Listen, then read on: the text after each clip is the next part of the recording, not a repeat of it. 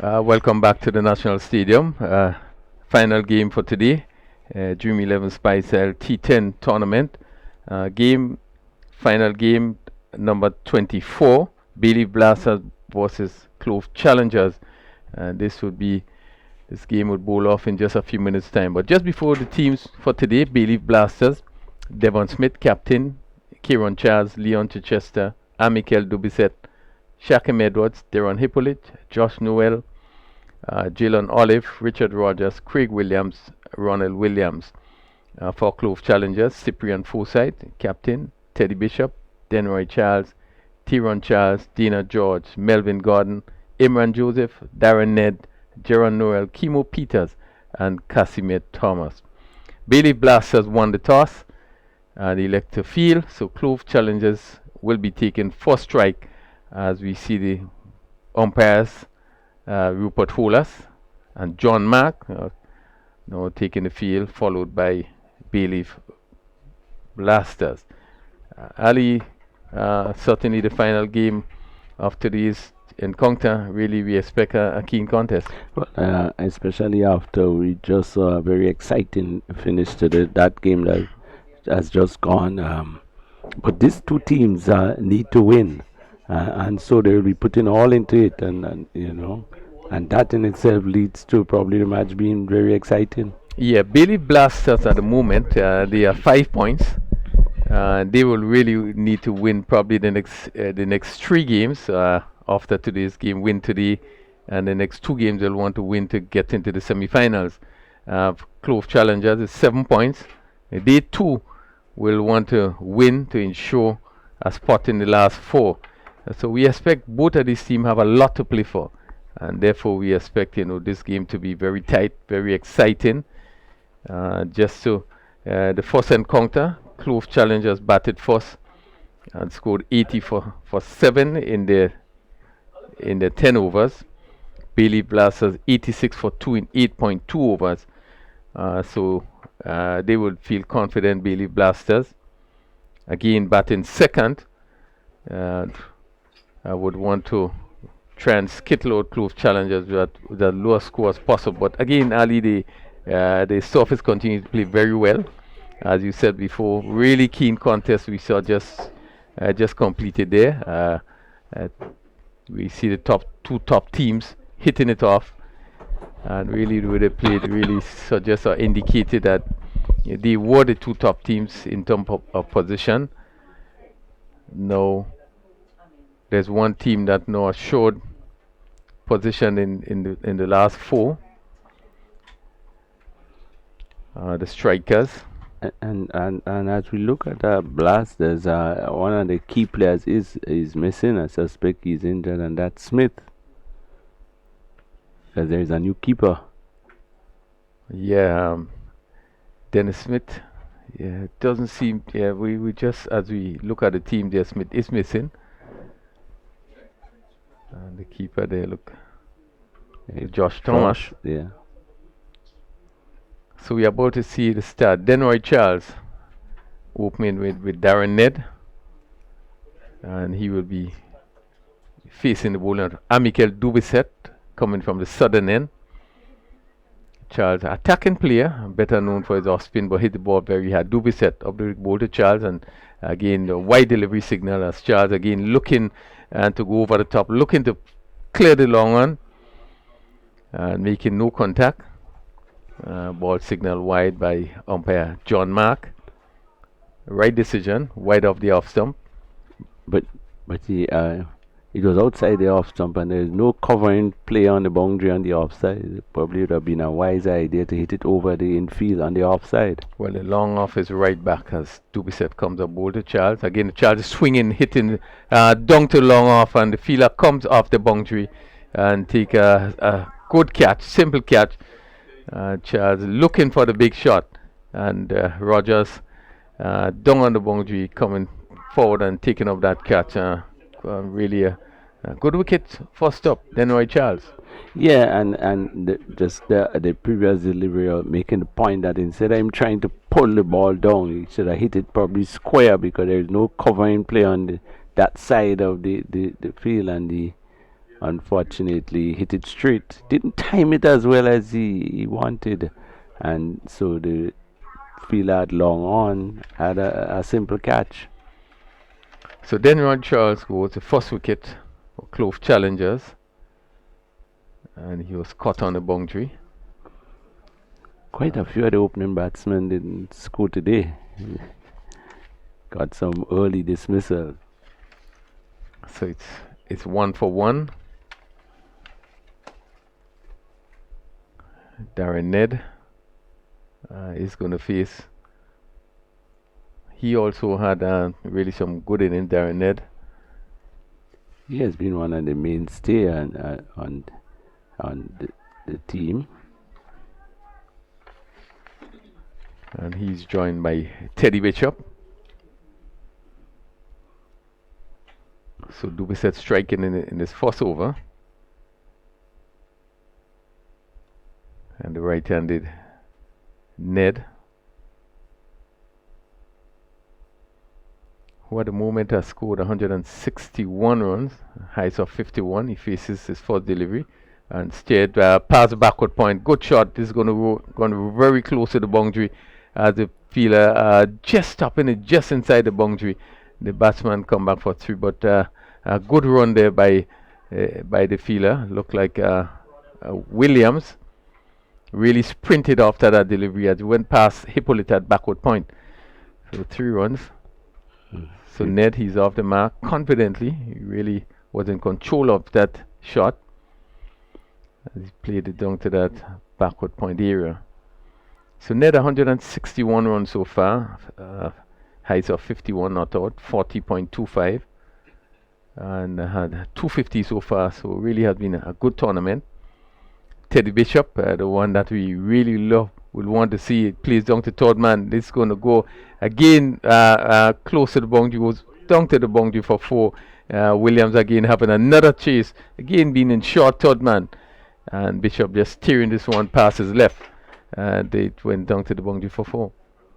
Well, good delivery, and so unfortunate for the Pacers with the third man and fine leg inside the circle. A bowler good delivery, taking the outside edge and finding that 4 run goes against your name. So 8 for 1. A lot of work for Williams. A chase to his right and then chase to his left. He settles at that short third man position. Hippolyte at backward point. Cover. And extra cover and long off. Long off in Rogers. Craig Williams is that short fine leg. Mid wicket Smith as Dubisset of the wicket ball to Bishop, who push it on the offside and ambles a single. Again, Bishop, who really one of the players that we expect Ali to go a long way. He definitely has the ability and the potential, but he really needs to get into form. He has not been doing that well in this competition. 9 for 1. The right-handed Darren Ned comes into strike as Amical Dubisset in his first over. So far, gone for 9 in the over, up to the wicket ball, and again Ned is steering this one, but straight to Hippolyte at backward point. And that completes the first over. 9 for 1. The Clove Challengers losing the toss and being asked to bat first. Well, a balanced first over, 9 runs, coming 1 wicket. Important wicket, of course. Always important to get the wickets early, so that put the batting side under a bit of pressure. They need to sort of rebuild, and so it's vital that they get that early wicket, which they did. And 9 for 1. I'd say a reasonable start by both teams. So Bayleaf Blasters, they are 5 points, and they will really want to win this game, just to give themselves a better opportunity to get into the last 4. Clove Challengers, as said, is on 7 points. Probably just need to win 2 more of the games as Hippolyte. Darren Hippolyte is going to pick up the attack from this northern end. He's going to bowl right arm around the wicket to the right-handed Teddy Bishop. Ned rather. I suppose the Bishop facing.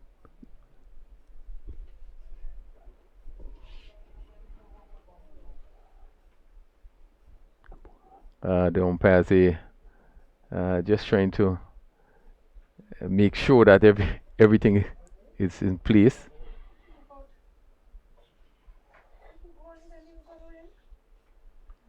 So Ned, this ball is played down to long leg and it's going to go down to the boundary for 4. Coming off the bottom edge, looking to play through square leg, and coming off the inside edge, and the short fine leg really being wide, and the ball went down to the boundary for 4. It's 13, Bishop. He didn't hit it off the middle of the bat, but it was on the legs, and he turned it away and got 4 runs with it. So 13 for 1. That's Ned. Wrong the wicket to bowl to Teddy Bishop. And he's hitting this one left which goes down to mid-off, straight to mid-off, who takes the catch. And Bishop goes, and the fielder Edwards that seemed to be on the long off boundary, as Bishop looking for the aerial route to go over long off and being caught on the boundary. Again, Teddy Bishop not getting off to the sort of start we expect. Ali, it's now 13 for 2. Yeah, it's really not living up to expectation. Of course, he's one of the young players on the West Indies youth squad in preparation for the upcoming series. And as a batter, one would hope that he'll take the opportunities like this to get into form and lay a good case for himself. But he has not been able to get going. He has that ability, he has that talent, but not able to get runs in this competition so far. So it's 13 for 2. Bishop caught by Shakim Edwards, bowled Deron Hippolyte for 9. 4 deliveries and hit 2 fours in the process.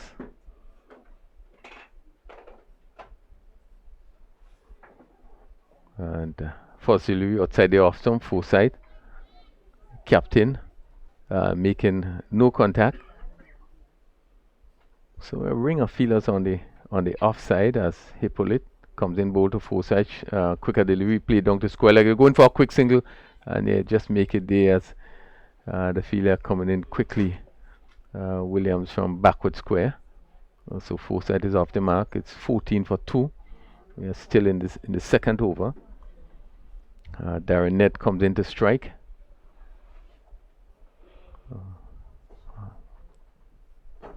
14 for 2 in the second over. Clove challengers ask the bat first. And Smith just sending Edwards a little wider at long on. So Ned, 4 fielders on the leg side as Darren Ned. This is short, and they hit down to a backward safe shot down to the boundary for 4. Again, bad delivery and really giving the treatment, really picked the gap nicely, and the fielder at short thought man had no chance. The backward point was square, and it reached down to the boundary for 4. 4 good looking runs to Darren Ned. Takes the score on the 7. It's 18 for 2. He has been one of the batsmen in good form, and a good shot there outside the off stump. He definitely got on top of it and hit it beautifully past between the squarish cover and the backward point. You're really having a good tournament, is Ned, with the bat.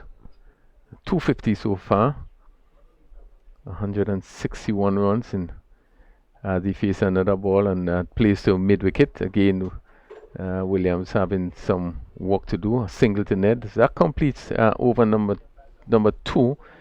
The score being 19 for 2. Clove challengers being asked to bat first. But it's sort of like not confusing, but that the off spinner bowling around the wicket, just 4 men on the onside and 5 on the off. So maybe he just has the action of a off spinner, but doesn't really turn the ball. But a good over in the end. He picked up a very important wicket, although Teddy, as we said, has not been in great form, but these top batters, you never could tell once they get the opportunity, and so early dismissal always a important thing to do. So Dubisset is gonna bowl his second over. He's gonna be bowling to Darren Ned, and let's see, third man goes right back on the boundary or backward point. As Dubisset is up to the wicket, ball to Ned. Ned is again flashing outside the off stump, again looking to play down to that third man area with a short third man in Williams just on the circle. We now seen Craig Williams coming out from that short fine leg, and well, just a change there, and he goes to cover, square cover.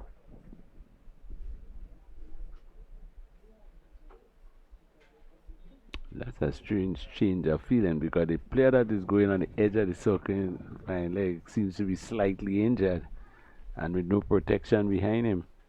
Let's see, next delivery, full to the bat, hit down, straight down the ground, and just past the mid-on fielder, making a good effort there, just stopping that ball. The batsman pick up 2 runs. Ned stroking this one down to mid-on area. So 2 more to Ned, he goes into double figures, 10, it's 21 for 2. As Michael Dubisset in his second over so far, 1 for 11, comes up bowl. Ned covers up, pushes on the offside here, and just go to for a quick single. Cover fielder having to come in from that position. Quite quiet start, 22 for 2 in the third over. But they're still ensuring that they get the singles wherever it's possible, so at least they are rotating the strike. And Ned is a very important person in this lineup, and so he's not taking any risks just yet and putting himself in for a good attack coming to the end. It's important that he stays. It's important that he stays and bat as long as possible.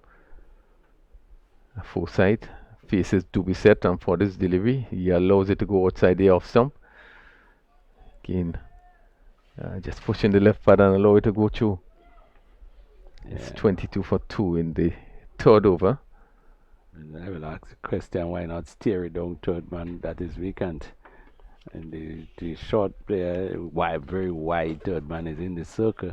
Yeah, you'd be looking to take every advantage of every delivery.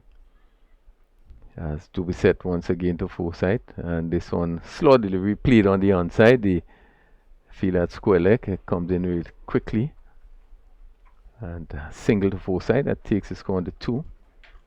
23 for 2.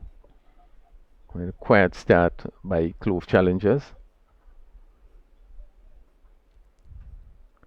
They will certainly do want to win this game. They are on 7 points.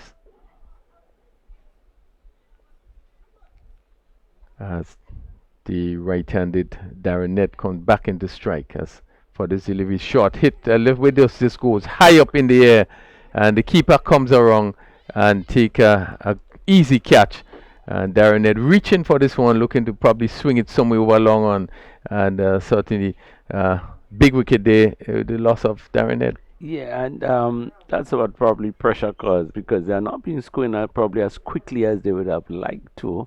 And that one was outside the off stump. It was a bit wide. He had to stretch. Couldn't get the bat on top of it. And it's going very high in the air and came back down into the gloves of the wicketkeeper. So 23 for 3. Good start by Bayleaf Blasters. Again, you could see him having to reach there. Looking to clear long on. And probably might have been a better opportunity to hit on the up and hit over extra cover. Or even third man that the fielder is in, because the third man is on the circle and probably slashing and trying to get it over the top of the infield might have been a better choice. But he goes. He had played some good innings prior to this one, so that has left challengers with a, somebody now has to step up to the table because the key batter who has scored most of the runs has departed. So Casimir Thomas comes in to join the captain, left-handed batsman, and he will face Deron Hippolyte in the second over. Hippolyte going for 10 runs in his first over. As Hippolyte continues around the wicket, right arm off spin, which means we're leaving the left-handed batsman as he's up to Thomas, and Thomas covers up, push it on the offside, and they go through for a quick single. As Williams coming quickly from that cover point area, backward point. The score goes to 24 for 3. And the captain Forsyth on 2 from 4 deliveries. Really a lot of responsibility on the captain. Quite a lot of changes taking place with the left-right combination. A number of players having to move quite a bit of distance. So Hippolyte continues around the wicket to bowl to Forsyth. This is short. Forsyth cut and goes straight to the play. And there could be some trouble. It could be a run out. And there's Forsyth. I think a run out chance missed there. He hit it straight to the player. And there was some really indecision in running. And if the bowler accepted that return, I think that the captain would have been shot off his ground. Well, they always say the position square the wicket is a good position for the run out because the both batsmen tend to be looking at the ball there and not looking at each other, and so communication had to be very important there. They got mixed up. The throw was not that a bad one. I think it looked like you were going to hit the stump, and that might have put the bowler off, and he didn't collect it. And that's Kieran Charles in that position again. Thomas is steering that down to short third man. Easy single this time. Dubisset just having to move to his right. So 26 for 3. And they missed there for Forsyth. Charles, it was that point position. Didn't feel clean at the first attempt. And the batsman really took off for the run. So Forsyth. They say never challenge the fielder off a misfield. They face another ball again. He's playing this one down to Charles, and they go through again for another single. But again, that was really quick off the mark. So this one was that's really a comfortable single. As Thomas was really quick off the mark. So no danger there. Score goes to 27 for 3. Well, in that position, Raphael, when you're looking to run the batsman out, it's quite amazing that you're going down in a long barrier. That's make it very difficult to run the player out. You got to be on your legs. Yes, Hippolyte. To Thomas, it's cutting down just past the right hand of Dubisset at short third man. It goes down to the boundary for 4. Again, short delivery. I think that this was the result he was actually looking for. Was 8 for 4. But it just went just past the hands of Dubisset, just to his right there, and it went down to the boundary for 4. 31 for 3, bit lucky there. A big attempt from the fielder. He really threw himself at it. That again, we spoke so often about that position. Not a lot of chance to move there. The ball has to be coming to you, and once it's on either side of you, you'll have to do a lot of reaction, and he just couldn't get there. So Hippolyte is finally delivering his spell, and Thomas again coming forward, and the ball just seemed to be turned away from him, and that completes his spell. Hippolyte 2 overs, no more than 18 runs, 1 wicket. Dubisset 2 overs, no more than 13 runs, 2 wicket, and after 4 overs, 31 for 3. 31 for 3, probably not what they would have liked to be at this stage. However, the power players just come to an end, so it gives them an opportunity with some more space on the field. And a number of the teams, once the power players ended, they tend to extend the fielders a bit.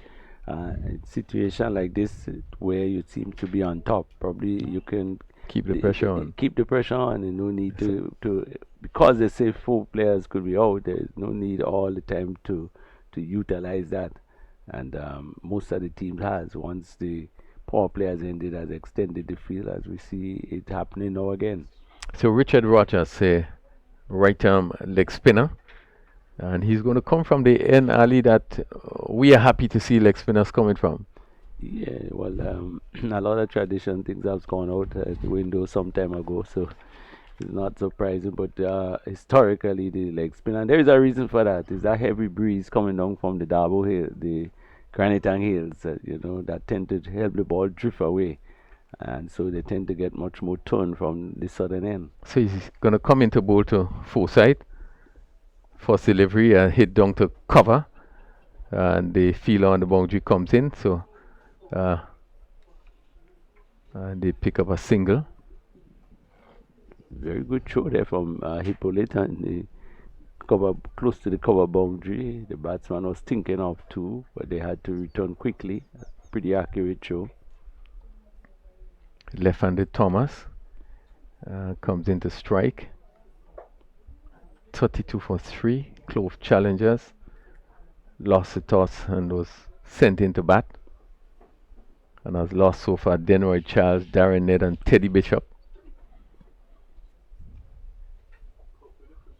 Darren Ned have been prolific in scoring for Clove challengers. We haven't seen Bishop get off to the start we expect him to do, and Denroy Charles, who didn't last long. So Casimir Thomas faces Rogers. Short ball hit down to mid wicket, and there's some running for the long on fielder, and give the batsman the opportunity to collect 2 runs. It's 34 for 3. And that's Hippolyte again having a lot of work running to his right. That's Rogers into Thomas. Thomas is pulling that's one down to long on and ambles a single. They wouldn't be too worried about the singles and probably the twos, but they want to avoid the boundaries. As we see Smith for the right-hander making some adjustment. Williams comes up to short third man. Smith goes into cover. As Rogers to Forsyth. Forsyth is playing that one down to short third man, and again half the up slowly. So he picks up another single.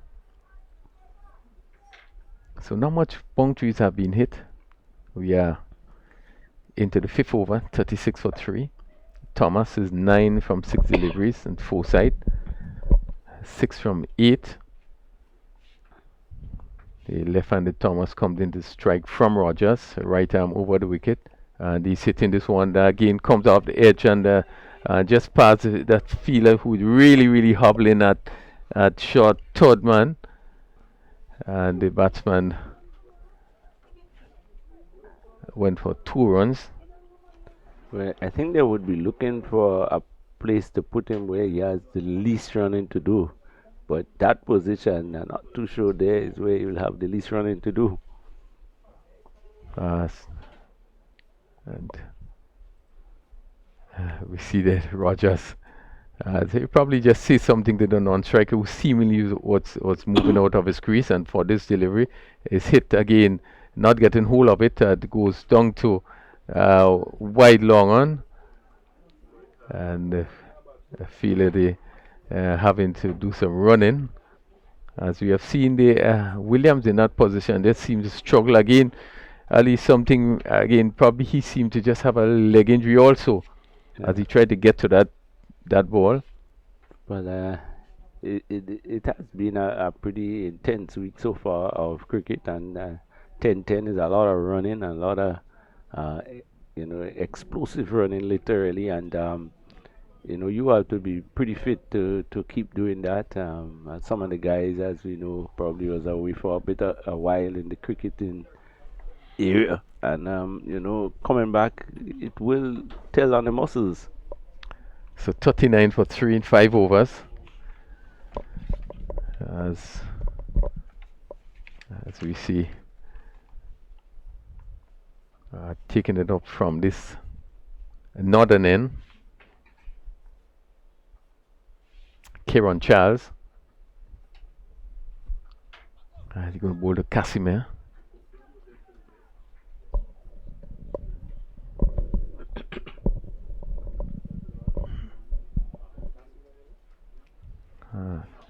Pretty slow periods. It's over number 6. Short delivery. Again, just coming off the tire. Probably high up on the bat. We'll wait and see the signal from the umpire. It's a leg bias. And Casimir looking to plate on the onside. And picking up a leg by. And the score moves to 40. And over number 6. 40 for 3.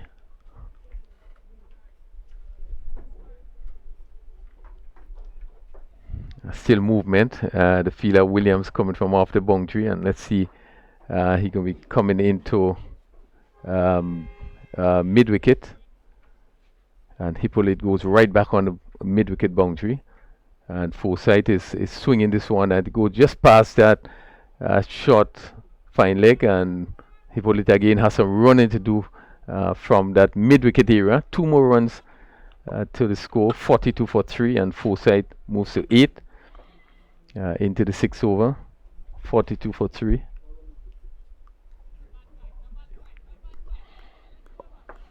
So have been really tough going for Clove challengers. They will want to get up to a sort of score that really would be challenging. But so far into the 6th over, just 42 for 3. Charles in his 1st over, just gone for 2. And he's flashing outside the off stump and make no contact. Again, Forsyth just looking to hit square.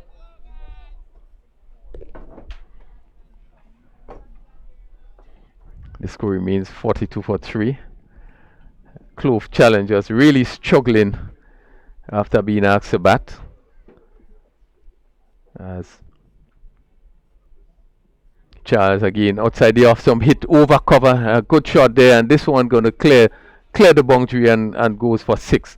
Again, given the room there, and Forsyth flashing hard, hit it over cover, and a welcome boundary. They have not scored a boundary for a while, so take the score to 48 for 3. Forsyth goes to 14, and really Clove challengers will want to see a lot more of this.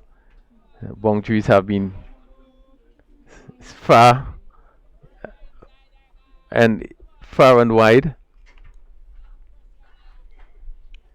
Charles coming around the wicket, and we see again some adjustment to the field. Forsyth again looking to play this one again down to that position, just making no contact, and the keeper not collecting cleanly. So the batsman took the opportunity to run a by. That brings this score to 49 for 3. As I welcome back Denroy.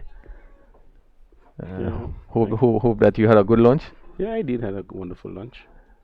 Casimir again looking to swing this ball, go down the leg side, and again no contact. Probably just seemed to touch.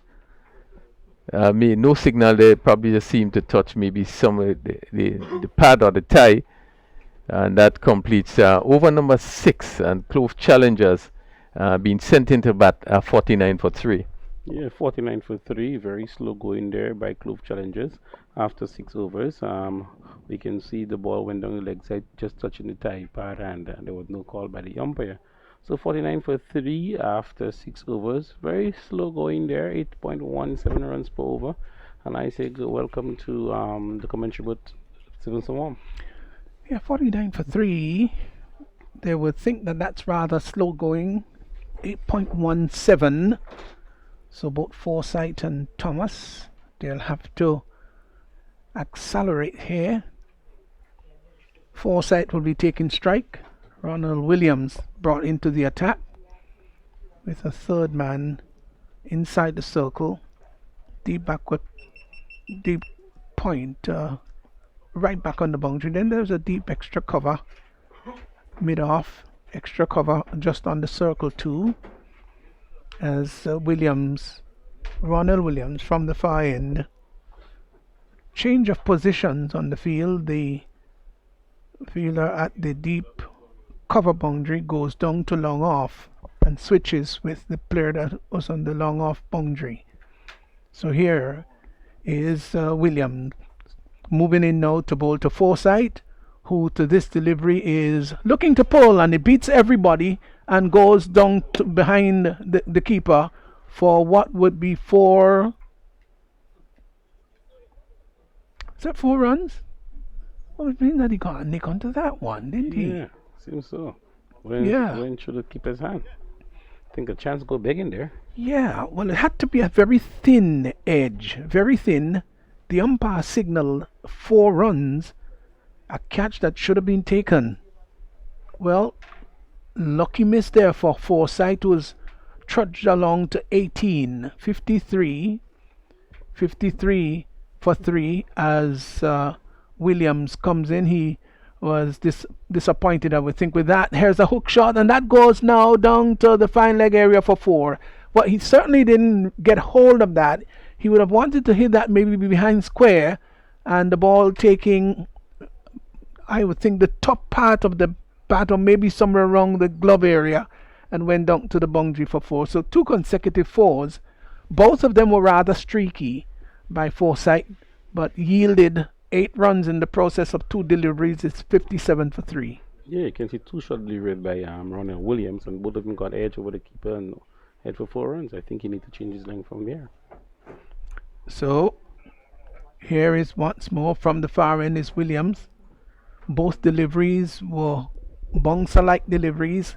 Moves in, lovely approach. He's passing the umpire now and bowls to Forsyth. Forsyth is making room outside the leg stump. Gets a short rising one. The umpire just confirmed that that was a wide. Wide in regards to height. Yeah. It's interesting. Wide in regards to height. Yeah, I think it was over the batsman's head, and that should be the second one for the over. So this was called a wide. This game of cricket, really interesting language you've got there. There's no game like cricket. Here is Williams in now and bowls to Forsyth. Forsyth is looking to give himself room. Good bowling there by Williams. Decided to pitch the Yorker in, just managed to dig it out, and they get a single. Total has gone to 59 for 3. You say leg by, and leg by does not necessarily mean that the ball is coming off your leg. Yeah. It come off your head. So it can come off your head, off the shoulder, off the forearm, and it will be deemed a leg by. Yeah. But I'll tell you something else after this one. Here's Williams in now and bowls to Thomas. Thomas is just stroking the ball up to the deep cover point area. Will get a single. So one more to Thomas, who's got out to 13, brings Forsyth back into strike. He's 23. However, if the ball hits you on the finger while batting, it will be given out. Yeah. And that, of course, is holding the bat. Here is Williams in now and bowls to Forsyth. Forsyth is heaving that in the air. Somebody is going to go under it. The catch is going to be taken. Yes, comfortable. Down there at long on. And so he goes. Kieran Charles down there waited for the ball to come to him. He took it rather comfortably. The ball went miles in the air, and it never looked at all as though it was going to go over the boundary line. It certainly didn't. And the catch taken down there at long on. So another wicket has fallen. Forsyth has just gone. He's just gone. He's caught Kieran Charles of the bowling of Ronald Williams with 23. Clove challengers there 60 for 4. Yeah, 60 for 4 in the 7th over. A little bit slow going there by Clove challengers. Again, expansive shot there by Cyprian Forsyth. It was well disguised delivery by the bowler. Slow delivery, and he actually hit it in the air, and a comfortable catch by Charles there on the long off boundary. Craig Williams. Sorry, did I? What's going up there? Just trying to get the player. So that's Joseph, sorry. Yeah. I say Craig Williams and Ronald Williams. Of course, is going to continue to bowl. Yeah. And it's going to be Joseph who is going to be taking strike. Thomas, No, yeah, Thomas. batsman cross. Yeah, they did cross. Yeah. So Casimir Thomas will take strike, while Joseph would have to look on and wait. Thomas had settled in but looked up, saw that the bowler was coming, wasn't quite ready, sent him back. And here once more is Williams in now on bowls to outside the off stump, hits that down to cover is Thomas. And there's an appeal for run out from the non-striker's end, not with all the conviction in the world. Josh Thomas, Josh really going up. Josh Noel, the keeper. Yeah. He was some distance away, but still went up in appeal. Yeah, good. So Good pick up and show there by Smith on the midfield cover there, and actually good throw, but the batsman well in. yes, so Clove challengers continue to push along. Imran Joseph. Well, these two, Casimir and Joseph, will be expected to do something very good over the next 3 overs for the challengers. They're 61 for 4 after 7, and they're scoring at 8.71. We've always been emphasizing how it's important to get beyond that 100 mark, which has a bit of safety involved, not all the time. But if you want to deem yourself rather safe, then you'd have to look beyond the 100. Yeah, definitely so. Definitely, I would tend to agree with you, Wam. I think anything over 100 in a T10 is actually rather competitive. Imran Joseph. Well, Casimir Thomas will take strike because it was the last delivery of the over. They got a single. A delivery that is pulled out to mid wicket. They've got to run for the single and hurry, and they get that there too. So one more to Casimir Thomas, who's gone to 15. The total has moved on to 62 for 4. Brings Imran Joseph now into strike. Yeah, Imran Joseph is a very attacking and aggressive batsman, and I know Richard Ward is also a smart leg spin bowler. This would be up for a good one. Rogers to bowl to Joseph.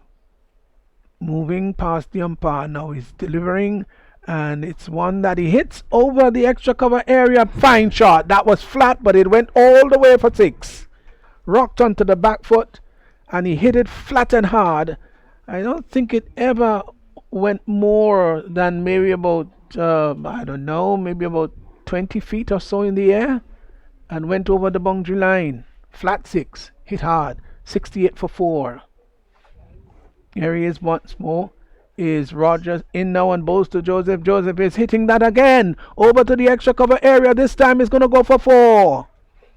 Well, the fielder crossed there at wideish long off, ran across, covered about 20 yards to his left, but by the time he got there, the ball had already gone over the boundary line. 4 runs, so 2 big blows there in 2 balls, a 6 and a 4 of successive deliveries, and the run rate has just really moved on very quickly, gone up very quickly to 9.60.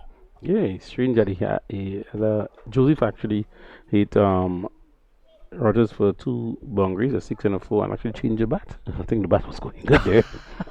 I know. Maybe there is a better bat out there.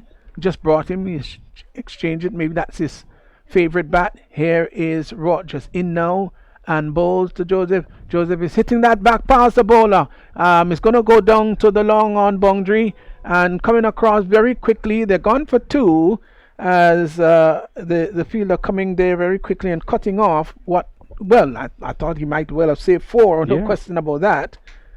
And they got 2 in the end. That was Olive, who had to make quite a bit of distance. Here he is once more. In now is Rogers, bowled, and he's tugging that to mid wicket. I think that's going to go all the way. Fine shot, 4 runs. Beautiful shot.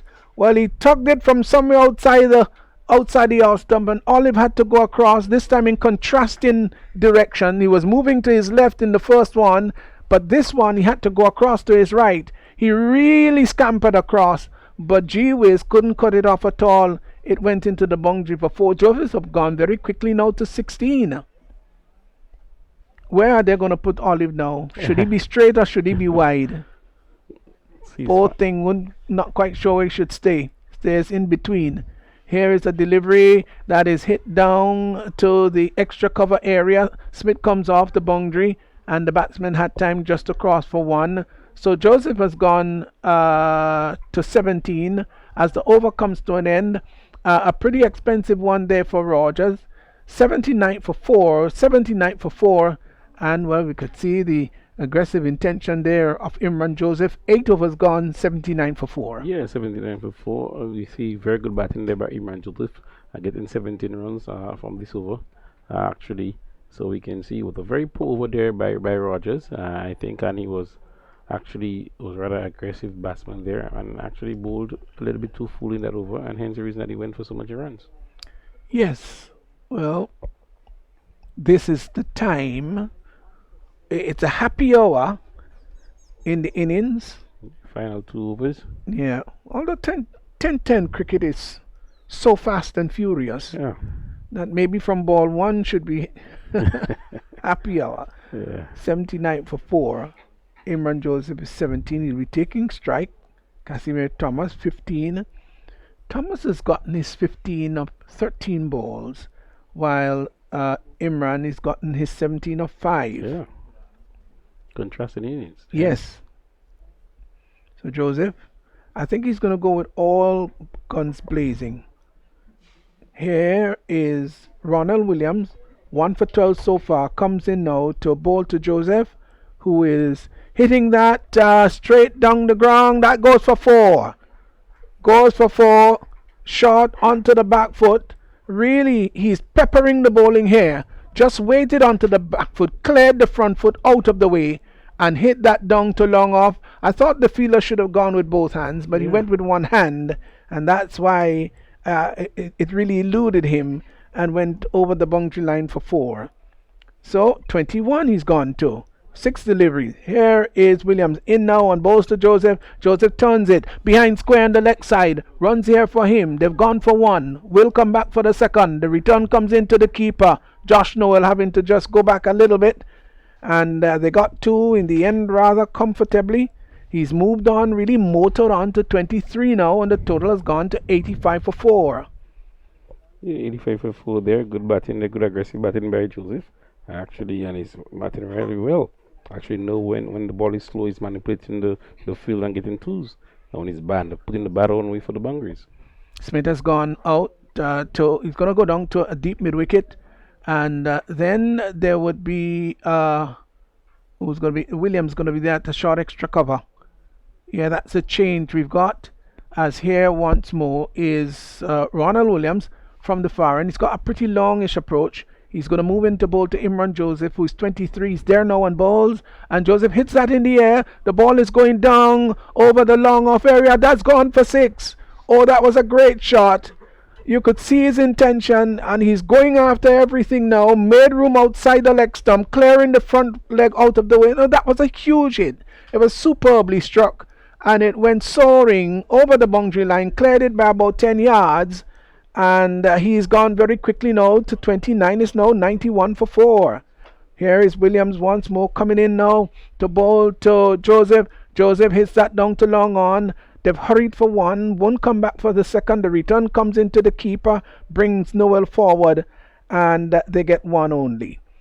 So 30 now to Joseph. He scored 30 in only 9 deliveries. Yeah, and so far I have not faced any dot delivery, so that's very wonderful batting there by Imran Joseph. Again, actually putting the bowlers under pressure and causing them to lose their line and length and going for runs. Casimir Thomas, who was something of a spectator over the last over or so, taps away. Left-handed batsman looks up and sees that Williams is coming into him. Passing the umpire now on balls and has a big swish at that one. Doesn't make contact. And Noel collects behind the stumps. Well, he wants to get into the action too. Yeah. If my buddy and my teammate could be scoring so freely, well, why can't I do it too? Yeah, we're actually into the final ball of the penultimate over. That's right. And you can see the score is 92 for 2, and we were saying anything out of the 100 is competitive. Yeah. So Thomas, he has to follow fashion. That's Joseph, of course. Here's Williams in now on both to Casimir Thomas, who is advancing down the track, hits it down to long off, and they wouldn't go for the single. So aborted the idea of running for the single. I've seen those sort of things backfire already. Mm-hmm. But I think the idea is, well, if Joseph is motoring along so very well, they'll try to have him face most of the final over coming up. So that's how they've decided, the calculated things. And as we said, let's hope, because we've seen things like that backfire already. Yeah, it's about risk and reward. They're gonna risk a single ensuring that Joseph actually can maximize the final 6 deliveries and get anything about over 15 to 20 runs on the final over, and that will be a rather competitive total. Yes, they're 92 for 4, which means that just 8 runs short of 100. And if they do get to that, I think they'll be happy, and anything more than that would be a plus. We'll call them bonus. Yeah. Clove Definitely. challenges. Joseph taking strike, he's 30. And here is Kieran Charles, who will move in now to bowl to Joseph. Joseph tugs that. That's going to go French cut. French cut down to the boundary for 4. That's not where he wanted it to go. Inadvertently looking to heave that over mid wicket. Ball took on the edge and went to the left of the keeper. Fine leg didn't come into play there at all. It had beat him very early into the boundary for 4. Streaky, you might call it, but runs yielded. 96 for 4. Joseph has gone to 34. Yeah, again, runs is runs there. As you can see, another tricky shot there by Joseph, and the risk and reward paid off immediately. Charles in now and bowls to Joseph, who is slashing at that outside the off stump. The umpire says that's too wide, so I've got to call it. Arms spread out, and confirmed extras have now gone on to 5. That's his third wide in the over. Sorry, in the innings, as it's once more. Charles facing up to Joseph, hits that on the pad. The ball hits the pad and goes out behind square on the leg side. Sent back there by Joseph. Casimir made a few exploratory steps down the track. The ball may have been travelling just too quickly for the single, and I guess that Joseph wanted to take strike. Here once more is Charles in and bowls to Joseph. Joseph hits that in the air, going down to third man. I think this might go all the way. Does it? Yes. Yeah. Well, 4 runs. It dropped just inside, but went all the way from the context that it went over the boundary line. That's not where he wanted it to go. But he really threw the hands at the ball, and it really went off the edge rather quickly, spiraled down to third man, and it just limped its way over the boundary line. So that's 4. It's 101 now for 4. The 100 comes up for Clove challengers, and that will be a happy figure for them, but they still got another 3 deliveries. As here is Charles in now and balls to Joseph. Joseph lives that. Oh, that's a lovely shot. That's a magnificent shot over the longish, wideish mid-on down to the boundary for 6. Confirmed now by the umpires. He extends his hands to the heavens, and that ball went soaring over mid-wicket, clearly beyond the boundary, and it's a lovely shot. He's gone to 44. One wonders whether he may get a 50. Yeah, where he's going there, he's looking to hit all the balls. He can't actually arrive at the 50. But once again, good batting there by Joseph. Since he came in, he started attacking the bowling, and you can see he actually scored so far 3 sixes and 5 fours. Well, his scoring rate is 338.4. I don't think that who's gone past that. Here he is facing up again, and that is hit down to the third man area. That's going to go for 4. He was aiming somewhere wrong extra cover, but it peeled off the outside edge and went quickly down to third man. That was really streaky. Leon Chichester would limp his way after it, and 4 more. The total has gone to 111 now for 4, and Joseph has gone very quickly to 48. Yeah, 48 of 14 deliveries. And we down to you can see the fielding team, Bayleaf Blasters, the shoulders are down, but this is T10 cricket, anything can happen. Are you sure right? Oh, last delivery by Charles, moving in now to bowl to Joseph, and Joseph is swinging that out just to the left of the square leg umpire. They've gone for 1, won't come back for the second. That's the end of it. Well, he ends up getting 49, just 1 short of a landmark, but he is happy that Clove challengers gone beyond the 100 mark, 112 for 4. Joseph not out 49, Casimir a supporting innings of 15, and I'm sure Clove challengers will be very happy for the total that they've posted 112, and maybe Bayleaf Blaster might feel a little bit dejected that they'd gone for too many. Yeah, we don't think. I think with their batting lineup again, we have Devon Smith. The shoulders will be definitely on Devon Smith again. Heavy shoulders to carry his team away, and he want opening batting. Actually, want to give a good start and chasing a total of 113 for victory. They need him to actually play the captain now. Yeah, they would certainly need him to play, as you just said, a captain's role, captain's knock. But we'll have to wait and see. Let's quickly go through the scorecard of the Clove challengers. Denroy Charles was caught Rogers after bowling of Dubiset without scoring just a one ball. He faced Daran Ned, was caught Joel, bowled the keeper that is bowled Dubiset for 11. Teddy Bishop was caught Edwards, bowled Hippolyte 9. Just 6 minutes at the crease and struck 2 fours. Cyprian Forsyth, 16 balls, knock of 23, was caught Charles of the bowling of Williams. He hit 1 6 and 2 fours. Casimir Thomas was not out at the close. 15, a runner ball knock, just 1 4 in the process.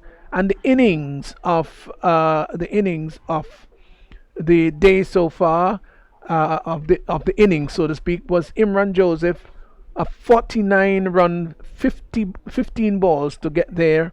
And what a wonderful Cavalier innings. Is one of the fastest scoring that we've had in the tournament so far. 49 of 15. He had 6 fours and 3 sixes in his innings of 49. So the Clove challengers 112 for 4. That's right, 112 for 4. The top scorer being Imran Joseph, who had 49.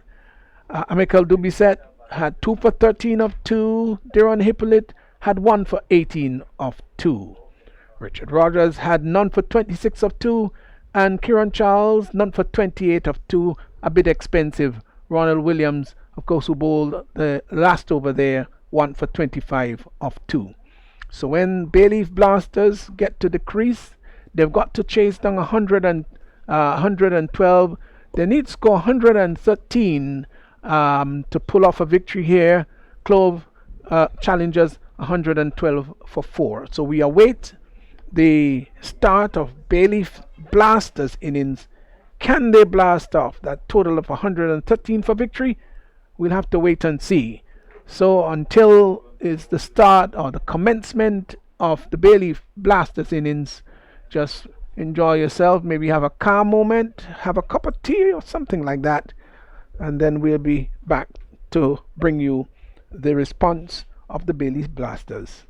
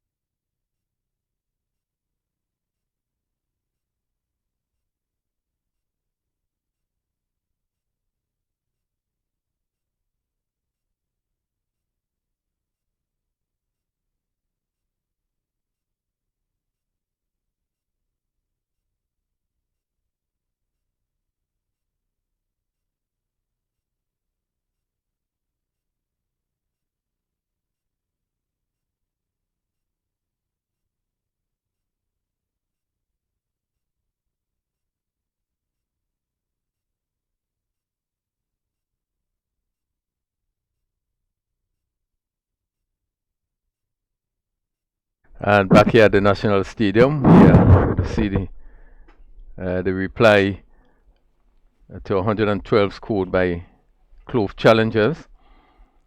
Bayleaf Blasters going to try to move from 5 points. They're on 5 points from 7 games. As we see the umpires now taking the position. Devon Smith, we're going to lead from the top. Clove Challenge on 112 for 4 in their 10 overs, and really they would have come back strongly, Ali, to get up to that a total of 112 for 4. Yeah, particularly the last 2 overs, they did hit quite a number of boundaries, which was really welcome. They were sort of behind the past score, but now they has got up to past 100, and I think they will be in a much better state of mind coming in, getting over the 100 mark. So Devon Smith is going to face the first delivery. As we see the fielder just getting into position. And as we see just a bit of the sun cloud just seemingly barring the sun. Quiet afternoon. Shaquem Edwards joined Devon Smith, and Dana George going to pick it up from this northern end, and he's bowling to a backward point and a third man on the boundary. So good to see you have the third man starting with the third man on the boundary. Cover and a mid off. Cover on the boundary. Sweeper position as he's going to come around the wicket to bowl to. Over the wicket to Smith. Smith is playing this one to mid wicket. He not getting hold of it, but looking for the to hit it somewhere over that mid wicket region. It went bouncing out to mid wicket. Dana George, left arm over the wicket. We now see the backward point going into position. George, as he's over the wicket to bowl to Devon Smith. Short delivery, which is pulled down to mid-on, just dropped just in front of the field at mid-on there, and taking it on the bounce. But really, again, Smith not getting hold of that delivery, and the ball just dropping short of the field at mid-on. Still in the first over. Smith would really be looking to get a big one. Has not been as consistent as we expect him to be. But here he faces another ball from George. A good delivery. He covers up and push it on the offside. The fielder from that backward point position moving quickly to his right. But Smith is off the mark with 1. Good delivery there by George. Edwards comes into strike. Shaquem Edwards. Run rate required just about 11.79. Yeah, that's a pretty challenging run rate in terms of how the team has been playing. So somebody will have to really step up. Smith has been doing fairly well, but this game of immense importance. So he had the highs of a 65 not out as Edwards. This is wide of the off stump, and really Edwards, I don't explain the shot he tried to play. Really, just swing right across it. I don't think he played at the ball. I think he just shadowed a shot because he was nowhere close to it. I think he more or less exercising his arms really than playing at that delivery. So the score goes up to 2.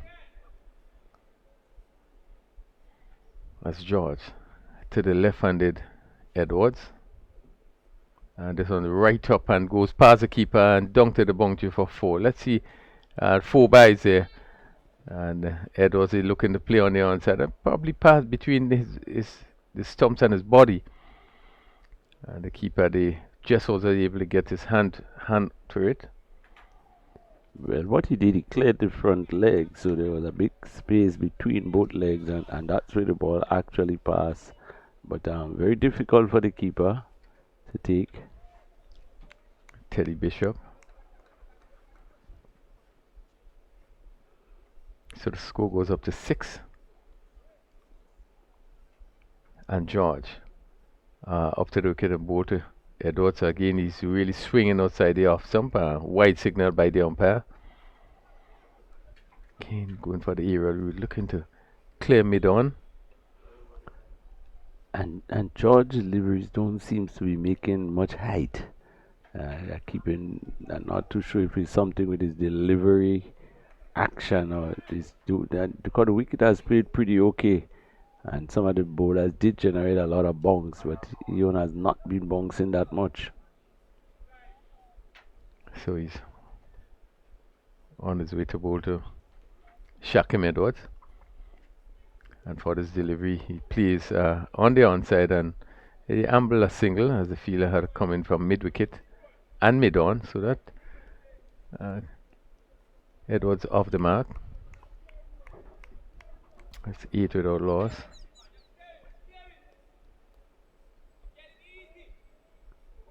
And Smith comes back into strike.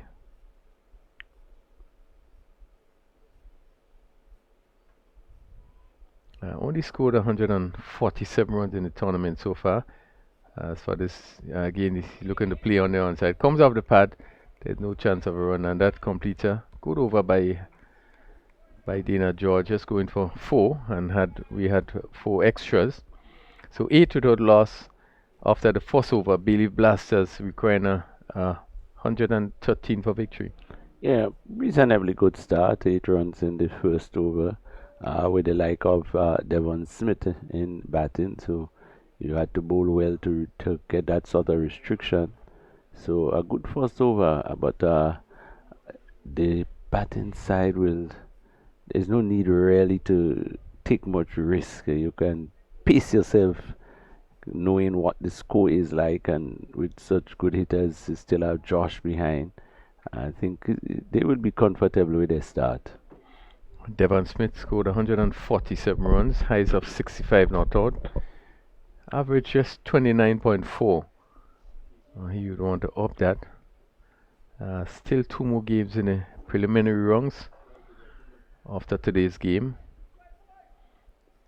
Smith is going to field Charles and hitting. Where does this go? Jung just dropping short of the field at mid off there. Again, looking to hit over Edwards, looking to hit over the top and not getting hold of it. But he pick up a single in the process.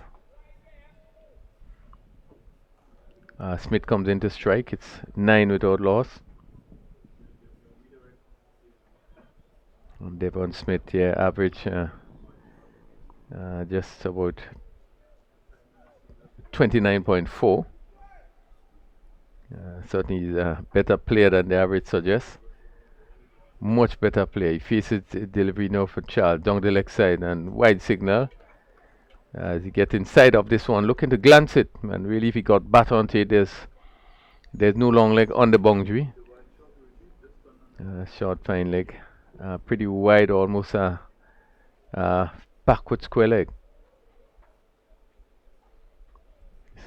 So score moves to 10 without loss. Smith on 1 as Tyrone Charles.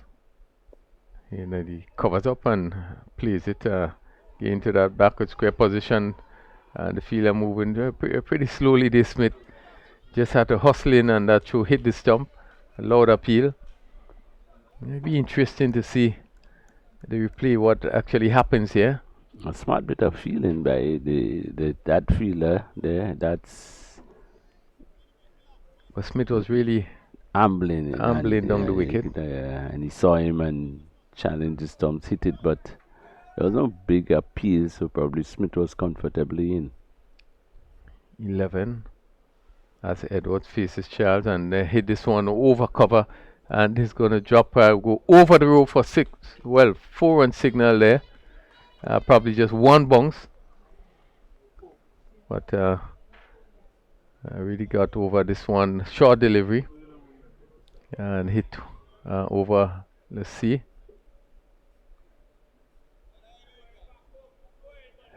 Just probably just one bounce as it goes over the rope. So 4 to Edwards. He takes his score on to 6 as Charles. Edwards hitting straight. Lovely shot. And this gonna clear. We're gonna wait and see. Very close. Goes over the long off boundary for 6. Again, pitched up in the slot. And came forward and really lifted it. And it just went over the long off boundary for 6. Good shot. No, not much risk in it. Once you contact good, he was hitting straight, and came off the meat of the bat, as we say, and clearing the boundary. And a welcome 6 there by this batting team. We see the benefits of hitting straight, Edwards, and he moves to 12. It's 21 without loss in the second over.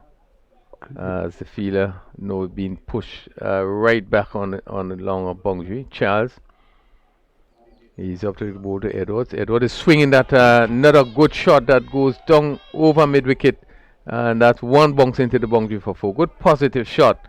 Again, a short delivery, and really he took full advantage of this one in good position, and hit it down to a wide long one bounce into the boundary for 4. It might be subject to correction, but I think it's the first time he's opening the inning. No, I think he opened before Smith came in. Yeah. Okay. Yeah, not the first time he's opening. He's this sort of player, he's a dasher, he hits the ball. And down the leg side, and it's going to go down to the boundary. Let's see, it's leg byes signaled by the umpires. 4 leg byes, just coming off the pad of Edwards. Difficult chance take for the keeper. Ball staying low, and with no long leg, it went down to the boundary for another 4. So good over for Bayleaf Blasters. They moved to 29 without loss, and he saw in that over 17 runs. As the score moves to 29 without loss after 2 overs. Charles none for 17. In this only over. A good over for Blasters. 17 runs. I think that's just what the doctor would have ordered. 29 and 2 overs. So they seems to be right on track. They have not lost any wicket as yet. And as I think we notice, Mr. Crony, that the groundsmen are sort of getting close to the covers. Dana George left arm over the wicket to Smith down the leg side, and made no contact. Wide signal. Will be disappointed that he didn't get bat onto that ball. Sure. Full down the leg side. Yeah. And with a short fine leg, any touch would have really sped to the boundary. He will be disappointed that he didn't make contact with that. Yeah. Just some darkness to our left over the hills where the rain normally comes from. And it's always good to take a key from the groundsmen in whichever ground you go on, because they seem to know exactly where the rain comes from. Devon Smith for this delivery is driving down to mid-off. Again, not timing well. Ball bouncing down to mid-off. There's no chance of a run. Imran Joseph. Shot number 17.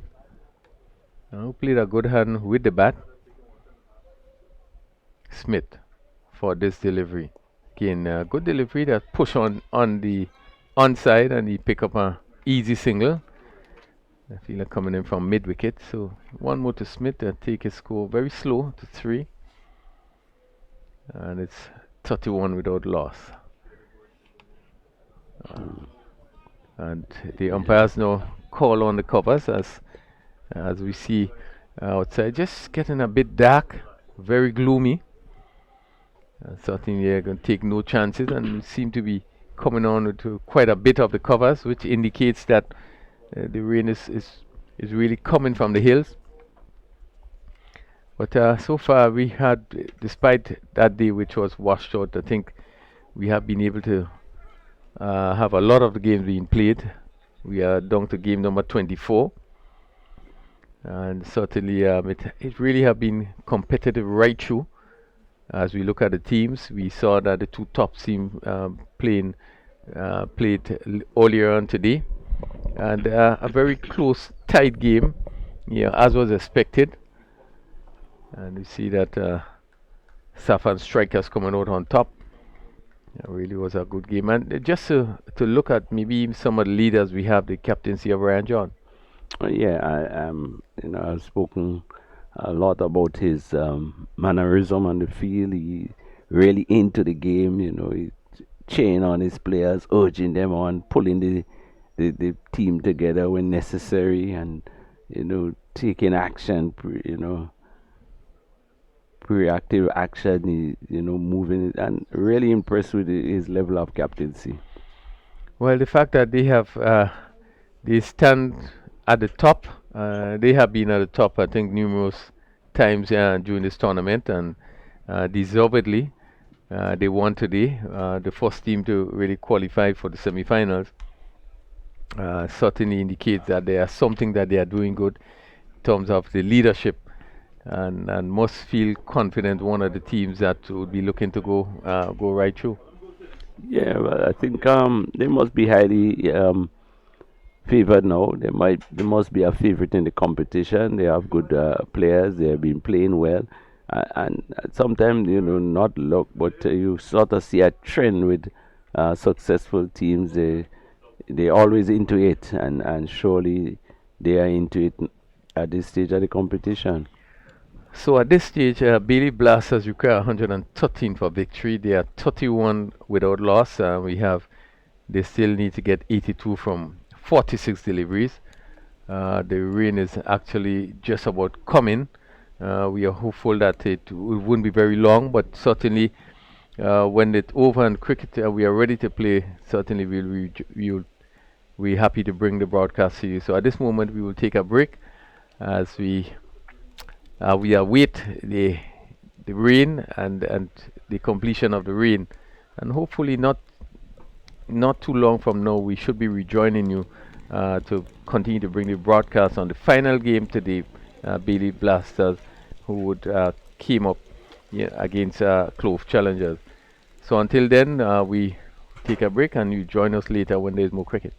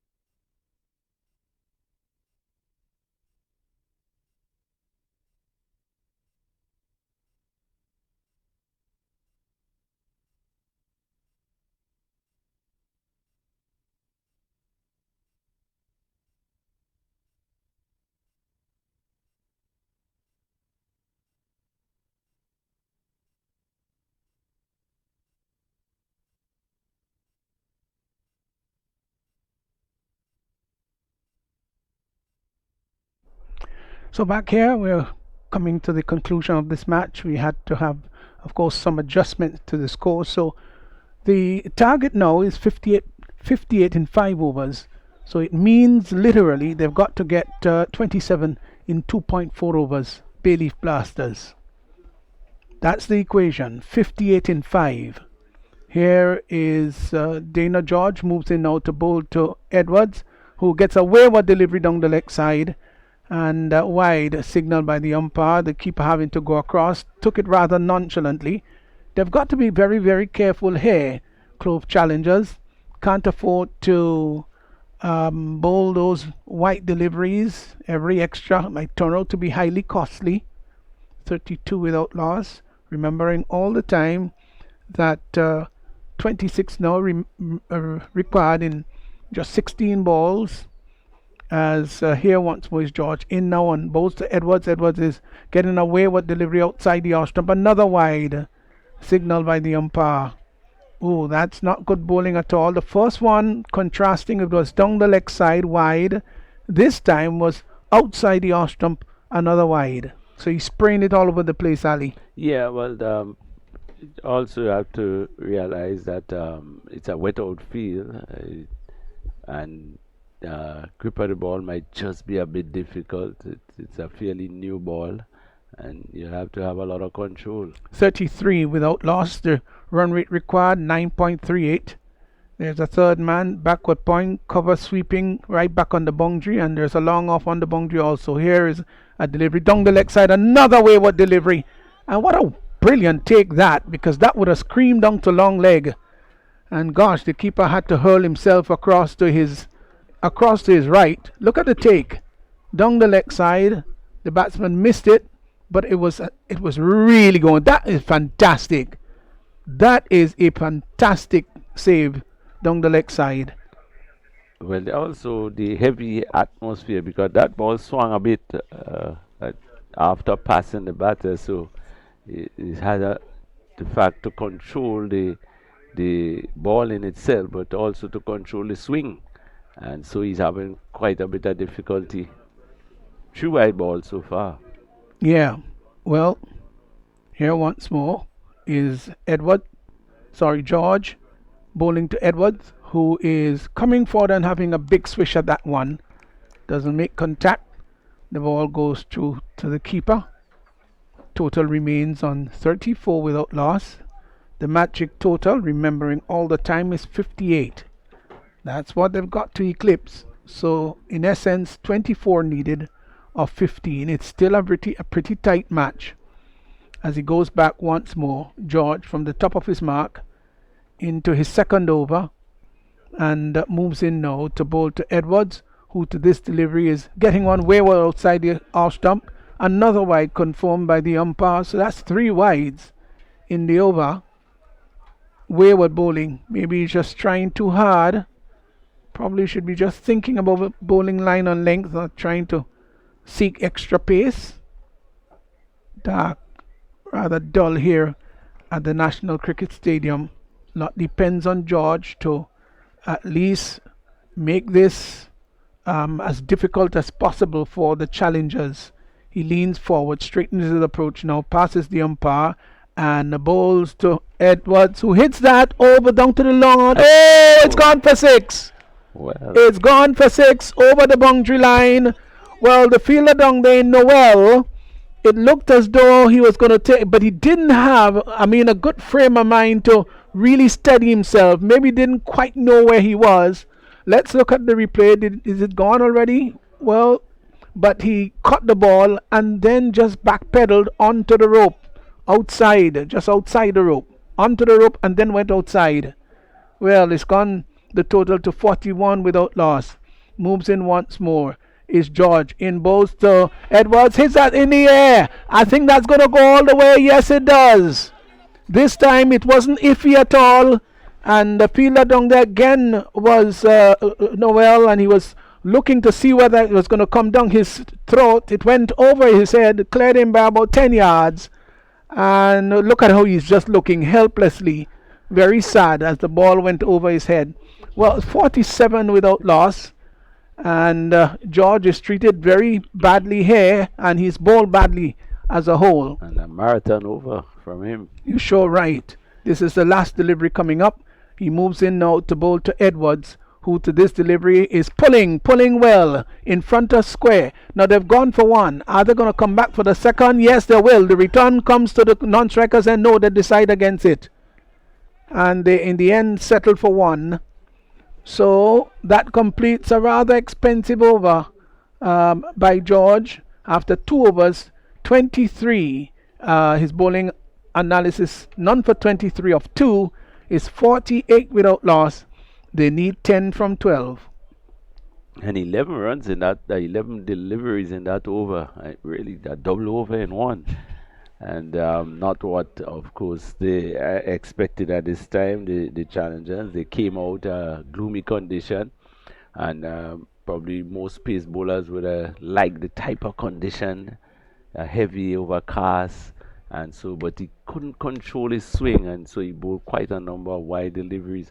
And then when he did pitch on the stump, he was taken apart by Edwards. So a very expensive over, but a good over for the batting team, Blasters. So they are really blasting the way now to victory. And if Teddy Bishop wasn't so spectacular behind the stumps, it might really well have been even more expensive. Yeah, he did make a couple good saves. Yeah, they were great save. That last one that he had to dive to his left, I think it really was a screamer. Showed great athleticism and great anticipation. Those two factors combined allowed him to pull off a brilliant save. 48 without loss. So Edwards has moved very quickly to 29, and he's still facing. Devon Smith looks on at the non-striker's end, as it will be Imran Joseph who will prepare to bowl to Shaquem Edwards. Should be more of a walk in the park, I would think, from here. 12 of 10. Joseph is in, bowls Edwards. Edwards drives the ball up to mid-off. They've got to hurry. Overruns the ball, and in the end they got a single. So one more to the total, which goes now to 49 without loss. Brings Devon Smith now into strike. So the 50 coming up of 28 deliveries, 19 minutes. There were 3 sixes and 2 fours in the innings so far, as Imran Joseph would get ready to bowl to Smith. There's a third man right back on the boundary. Long off, backward point. That's the outside field. On the onside is rather filled with fielders. What line would he be bowling here? It's got to be a Midland leg. Smith is a good hitter, straight hitter at the ball. Here is Joseph in now and bowls to Smith. Smith is getting one right up in the block hole. Comes forward easily. Taps it out there on the leg side, and was able to get a single as Charles came in very quickly from mid-wicket. One more to his total. Smith has got to 4, and the total has moved on to 50? 50. Just confirmed, as Edwards will be taking strike from Joseph. Gets a short delivery. Ducks under. The umpire says that's wide. Aggressive intention there by George. He ponged it in, and the batsman had to take evasive action. Not pulling out of the way, but ducking under it. But maybe it was still outside the line of the stumps, because he ducked pretty low and find the ball pass very high. So yeah, I don't think it's because of height. Oh, could have been a little bit of wide too. Joseph in, bowls to Edwards, who gets inside the line and pulls it around to the right of the square leg umpire. Will get another run, his 31st run. Total has moved on now to 52. 52 without loss. Smith comes back into strike. He's on 4. So 6 runs needed from 9 balls. They can take all in singles. They'll get there. Here is Joseph once more. Moves in to Devon Smith. Taps away at the crease. He's there now on balls. And Smith is off the back foot. And caresses the ball rather gently down to third man. And would get a single as Dana George comes off the boundary. Sorry. Yes, that's right. You see, coming off the boundary. and just underarm the return to Teddy Bishop, who relays the ball back to Imran Joseph. Turns once more from the top of his mark. 5 needed of 8 deliveries. In now to bowl to Edwards. Edwards gets a short delivery. That's a snorter. It was short, rising, and he had him. Well, you wouldn't want to call it sun dancing, because the truth is he was in good control. Just bent down and inside the line, and that's a good way to play a short rising delivery. Yes, bent the knees, pulled out of the line of flight, and Teddy Bishop collecting behind the stumps. He had very good, strong knees to bend like that. You know, Sure, right. I don't think Ali de Bella could have done that at all. no, I would not have been back up. Delivery outside the out of, looking to pull that to straightish mid wicket and doesn't make contact. The ball goes into the gloves of Joseph.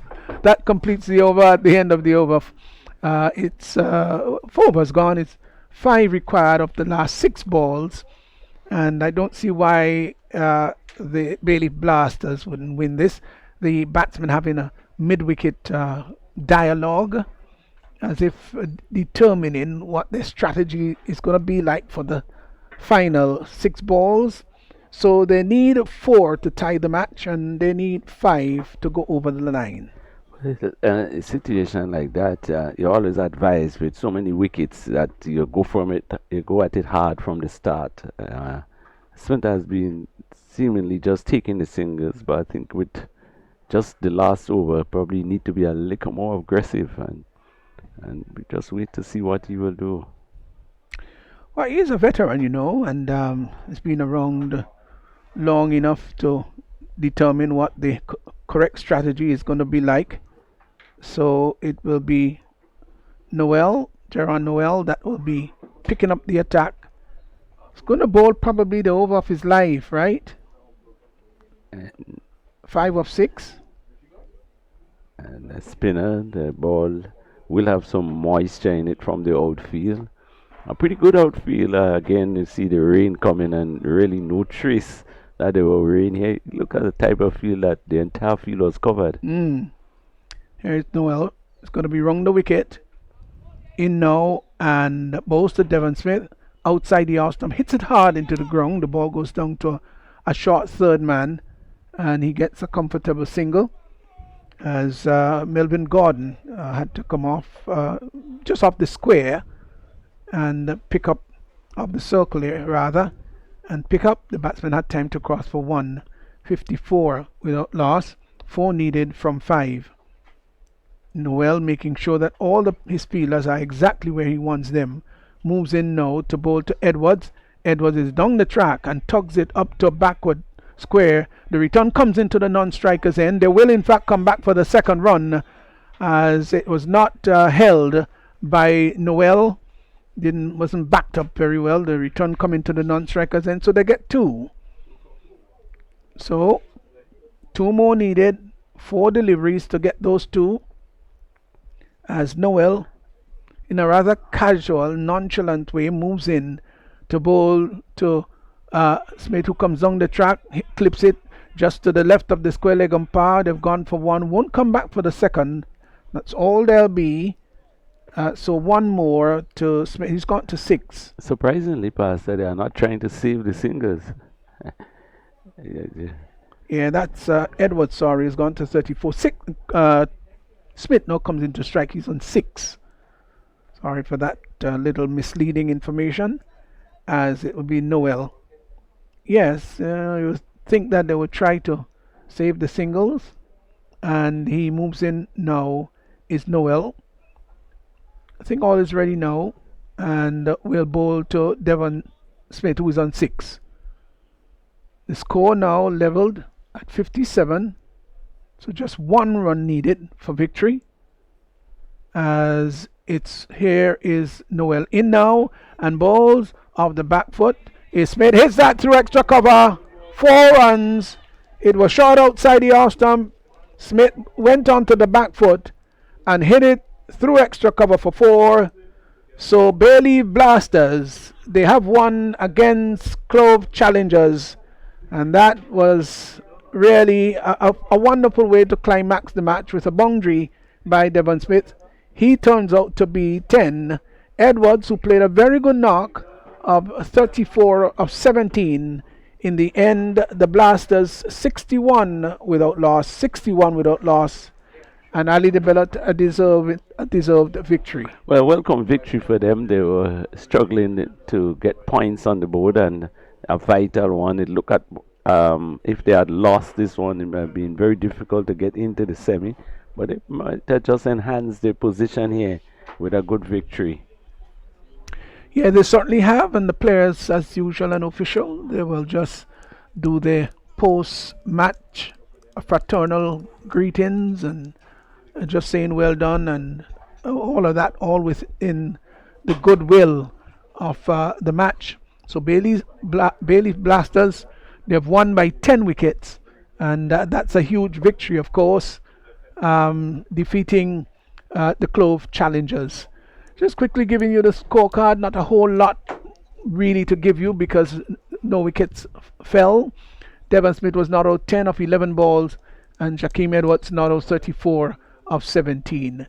Dana George, none for 23. Charles, none for 17 of 1. Imran Joseph had none for 5 of 1. And Jaron Noel, none for 8 of 4 deliveries. So Bayleaf Blasters, they've won by 10 wickets. Of course, not playing today, playing without Dennis Smith. So it's a good victory for them. And it's nice to know, of course, that all the matches have been completed. Just a little bit of a hiccup with rain in this second innings, the final match, in which the match had to be reduced and the target had to be revised to 58 of 5 overs. And in the end, they got it quite comfortably. Bayleaf Blasters 61 without loss. Well, let's just let you know what tomorrow, God's willing, would yield in regards to the lineup I'm referring to here. The schedule for tomorrow, the match will begin at 9:30 tomorrow, God's willing, and Bayleaf Blasters will be coming up against Saffron Strikers. That's going to be 9:30. At midday, Nutmeg Warriors will be facing Clove Challengers. And then later on in the afternoon at 2, Cinnamon Pacers comes up against Ginger Generals. That's the lineup for tomorrow, God's willing. And to repeat, Bayleaf Blasters won this last game here by 10 wickets. They defeated Clove Challengers. It was an absolute pleasure to bring you the broadcast today, and we look forward tomorrow to good weather where we can bring you the lineup of matches.